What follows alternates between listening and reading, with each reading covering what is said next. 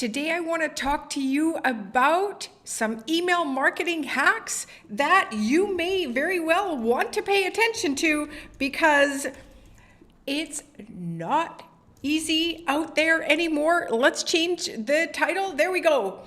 Go ahead, drop a line down below if you'd like more information about what it is that we're going to talk about today. And we're together for about 15 minutes. My name is Pamela Dale. I've been doing this email marketing, lead magnet, all of these things for about 10 years. And I've had the pleasure of being in a lot of accounts, talking to a lot of people. And this is one you do not want to miss.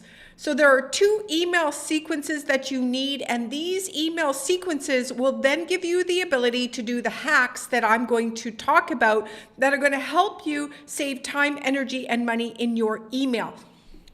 This is imperative because your email is going to then flow into everything else that you do. We are in the sequence now of talking about lead magnets. So there are 2 email sequences. Let's jump over here. Let's have a look at those. And let me show you what it is that I am always talking about. We have 2 sequences that I think are imperative. There is a third that we can talk about at another time if you'd like. The delivery workflow. This makes sense, right? We know that we're going to have an email sequence that's going to trigger once someone fills out your lead magnet form. Here's where I think you need to make a couple of changes. The first thing is you want to make sure that you have the right tag and a well tag so we can continue with our hacks. And then what I want you to do is I want you to write the emails based on, please download your lead magnet and have a trigger link on this button and in this PS, wherever you put the downloadable link. Make sure that this is a trigger link. You can see here on the left-hand side, it is a trigger link. So what I'm able to do then is move into my next sequence. So if they don't click on it, I'm going to send them another email. Please open it because you haven't opened it. I know you haven't downloaded the lead magnet because the system is going to tell me that you've done that by going over to this next workflow. The trigger is that that trigger link was clicked, and then it's going to give that tag that that trigger link was clicked. And then I'm going to remove them from that other workflow because we don't want them getting that message. We're going to have an email that goes out, oh, okay, I see you've downloaded that. That's the way that I word it. What is it for you? And you're going to talk to them differently. How many of you have opted in for a lead magnet and then didn't open it and kept getting the emails and just disregarded them? Right? And that damages so much in your business, from your email deliverability to your profitability, all the way in between, because you think that you have all these leads and you don't. They are nowhere near a lead. So these are the 2 email sequences that you need. And with these 2 email sequences, what you can do next is absolutely delicious. So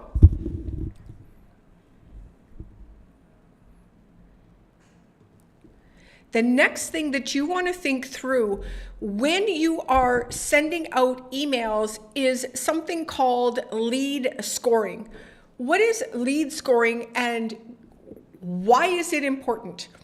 Well, in systems today, you have the ability to add quote unquote points to leads based on actions they've taken and didn't take. You can remove points as well. So you then have the ability to go into your contacts and sort based on a lead score. If they're below a certain amount or above a certain amount, you're going to be able to send them or speak to them differently. This is imperative to have in your system. How many of you have any sort of lead scoring in your software? are you able to look at someone like myself here on the left-hand side? You can see my engagement score is a 22. And you may say to yourself, well, where does the engagement score come from? Well, I get to set this engagement score myself. So in the software that I use, which is High Level, if you have it, fantastic, please use this. If you don't, holla, and I'll get you a link to the software. What we've got here is the ability to add points based on that specific lead magnet. So I've got, if they've replied, this is one of them, the lead magnet opt-in, I've got that tag, remember. And then the next one is if they've submitted the form, not in any particular order, did they click on the trigger link and did they reply, right?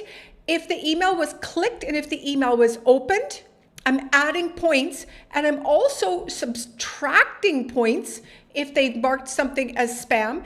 And I can also look at all of the options, but in the email event, I can also remove points if they have unsubscribed. So a click sometimes can be, yes, the unsubscribe link. So we want to make sure that we're making this one even. So we're going to go ahead and hit save on that. And you're going to add in all of the points that you need for this specific lead magnet that you are running or program that you are running. And why do you want to do that?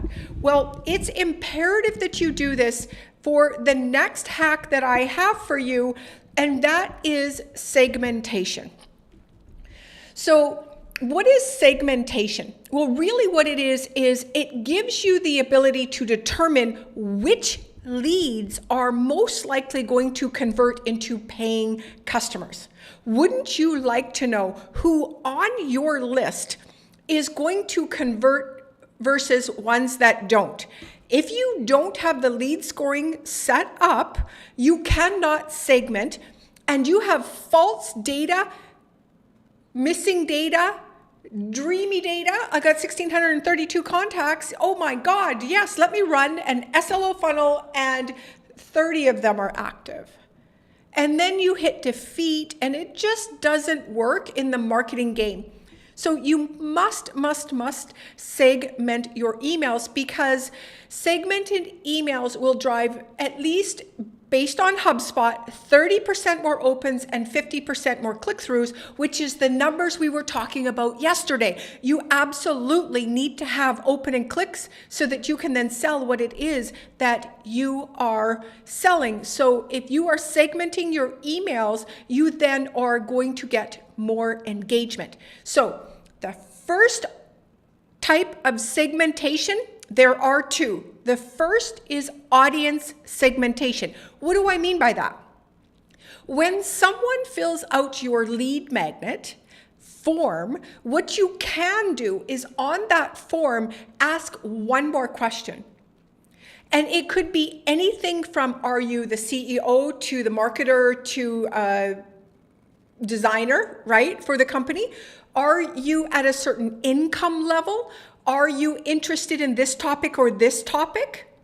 So then you are able to group people together based on audience and these specific attributes, right, that you could have set out on the form. And then it's easier to tailor your marketing message. So on your form, you're simply going to add in one more field, and that field could be anything that you'd like. So you want to make sure that you have software that allows you to add a custom field to a form. So let's jump into High Level here really quickly, and let me show you how we can add a field like that onto a form. So the custom field is here, and I can choose to add the field, and it could be anything that I would like. So I've got a drop down single, or I've got a radio select. Let's do a radio select. And then I'm going to call this income, just to show you, not as a real great marketing example, but as a tech example. Oh, that's supposed to say 10,000. Under 10,000, and then the next one could be above, right? Above 10,000. So that gives you some really great data, does it not? Just those questions alone. And when I go ahead and put that, I'm going to put that under general info. It'll show up in the contact information as well. And then when I go back to my lead magnet form here, I can add that field in. And let me show you what that looks like, because I think it's really quick. It's a radio select. It's not too big of a commitment for folks, right? So I put that under general, and let me drop that in. And just like that is your income. And then of course you'd put a little bit different title, etc. And then this information comes into the contact. This information I can work in the workflows. This information I can then have some conditional logic on this as well. If they're under or over, maybe I send them to different things. So this segmentation is so important. So that's our first type of segmentation. We want to be sure that we have segmented based on the audience in some capacity. And you're able to segment based on tags as well, and you're able to segment based on the lead score that I told you about before. So what I want to talk to you now about is the engagement score. So lead score comes into our engagement score, right? So we want to make sure that we know who's engaged in the last 14, the last 30, 60, and 90 days.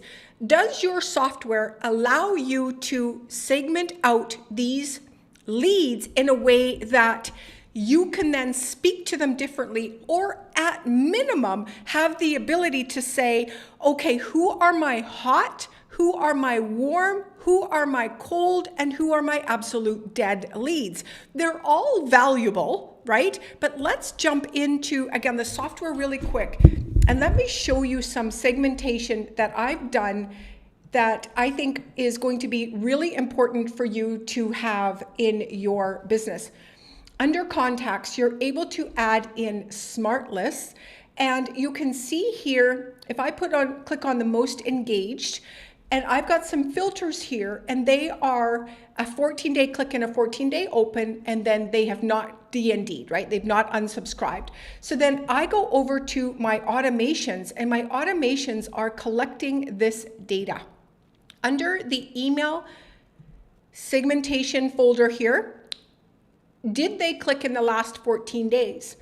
And it's going to run through all of these really cool workflows, and then it's going to put them over in this list for me. And then what we're going to be able to do from here is I can click on this list, and then I can go here, and then I'm able to send an email and SMS. I'm able to drop them into a workflow. I'm able to do a lot of different things. I could even export them if I wanted. So this information is really, really powerful for you and I to have for your email marketing, because your lead magnet, the whole reason you're getting the lead magnet and putting it out there is so you can get the emails, right? So that you can get the leads, and the leads are in email. Now, we didn't touch on SMS. You can do the exact same thing for SMS, right? But these are imperative. 2 email sequences, your fulfillment and trigger link. Did they actually open it? Your email marketing hacks are lead scoring and segmentation. Your lead segmentation, making sure you are talking and have the appropriate marketing message. And your lead segmentation is really important. Are you speaking to people who even want to talk to you? Right? Right. Okay, with that, have a great day.